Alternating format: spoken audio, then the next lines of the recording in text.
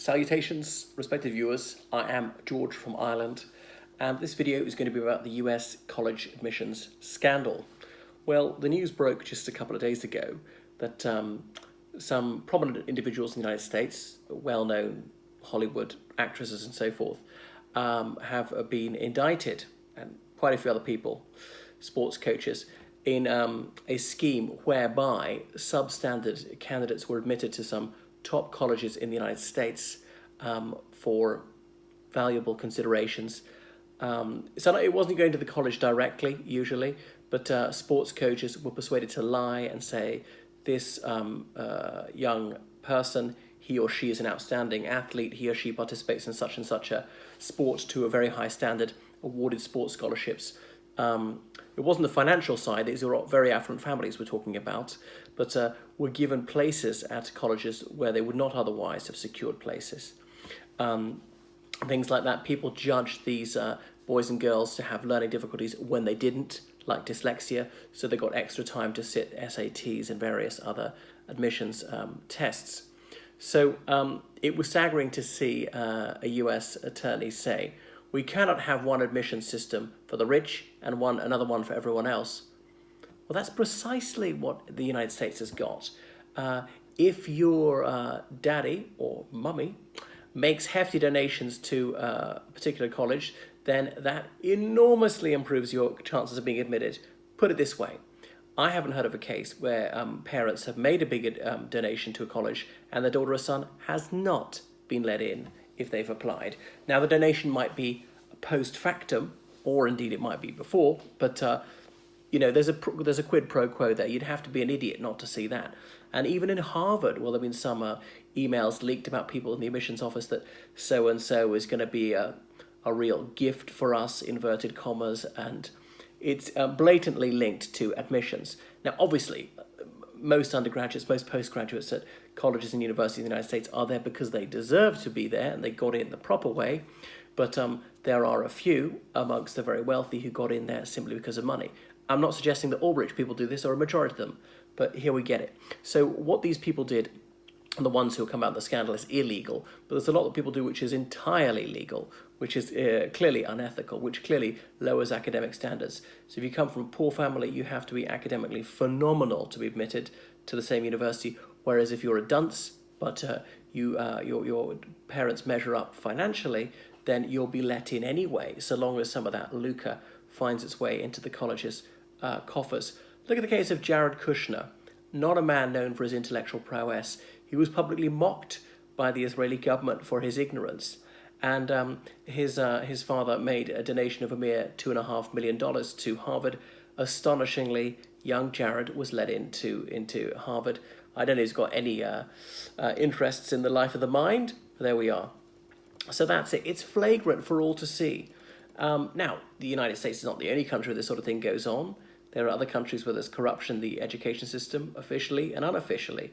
I know a guy in Kazakhstan who, by his own admission, was no good at school. He was awarded a degree in petrochemicals after only 2 months because he didn't even attempt it. And I know many more examples like that. I used to go on to Romania, people simply buying degrees. And again, I'm not implying that most Romanians do this, only a small minority, probably nobody does now, or just blatant cheating by many people in India. The thing is, if everybody else is doing it, you'd be an idiot not to, because you'd be disadvantaging yourself, and it'll be assumed that you cheated even if you didn't. Now, in the United Kingdom, this sort of thing used to go on, but that was 200 years ago. So the sons of peers could attend Oxford or Cambridge, and so long as they fulfill the residency requirement at these universities, live there for 3 years in term time, within a couple of miles of a certain spire, weren't sent to prison during that time, then they could be awarded a degree without passing any exams. At least that was above board. No one was pretending that they'd got it the proper way. What else was I going to say about it? There were no degree classification system back then. Nowadays, obviously, people want a high grade point average. Other things, colleges in Oxford University and Cambridge University often had this thing called founder's kin going on to the 1960s. It no longer exists because it was so blatantly unjust. It's long since been done away with. Whereas if you're distantly related to the founder of the college, you might get in when you otherwise wouldn't do.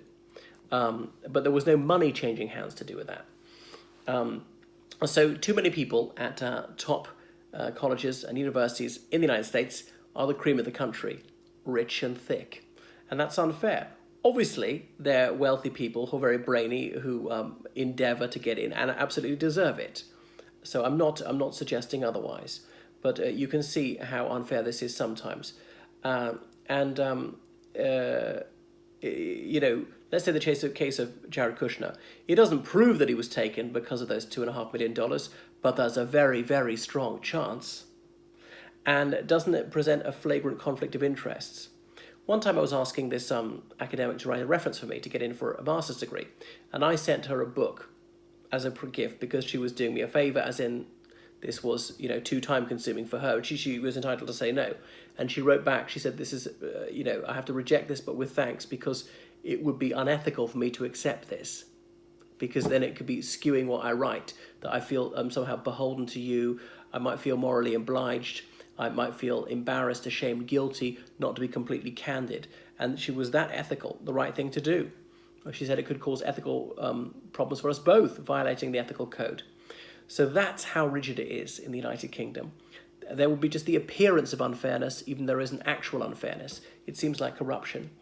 So people with no aptitude for scholarship and no desire to learn are sometimes at one of these places. And one of the girls' concerns, she's gone on social media saying that she's not into school at all. And so it's shocking and it's an awful pity that she has a place at a university she doesn't even appreciate, not even going to use. And someone from a middle-income family, low-income family, doesn't have that place because she's got it. Someone who's completely undeserving, meritless, and not going to do anything with it. So you can forget about people earning it or trying their hardest or being appreciative. It's an awful shame. Why do sports scholarships exist at all? I mean, higher education is about precisely that, education. If you want to do sport for fun and for health, fantastic. But that should never be the primary focus. I know in many American colleges they say the football coach is the best paid person. And then there are those vanity projects splurging so much money on stadia, swimming pools and things like that, which have really got nothing to do with the learning. So they should focus on erudition. People playing sports, that's on the side. You shouldn't get in because of that. And that's where the prestige is and the money is. So it is preposterous. If people want to be a sportsman or a sportswoman, fantastic, go off and do that. It's not incompatible with our academic life, but surely it shouldn't take priority. So that wealthy people have a better chance of getting these sort of things or getting credit for their sporting attainments because they got the time and the money. I mean, working class teenagers might be earning extra money outside of school, just don't have time for sport and can't buy expensive equipment, can't be driven to wherever these practices are. And certain sports like, say, yachting or rowing are very pricey, or any equestrianism. So, and that's why wealthy people can get these extra sort of brownie points for doing things like that. Rowing, or crew as they call it in the United States, golf is another one, which is very costly. So, and that's that. And there are all sorts of things like admissions advisors can help you. This is how to tweak your statement or whatever, give you the best chance of getting in. Goes on in the United Kingdom, like, well, for example, going to Oxford University, I could improve your chance from 5% to 50% of getting in based on advice I could give you about apply for this subject, that college, write this, don't put that. Nobody can guarantee you're going to get in. And at Oxford University, they will not take people if there's any potential conflict of interest, blah, blah, blah.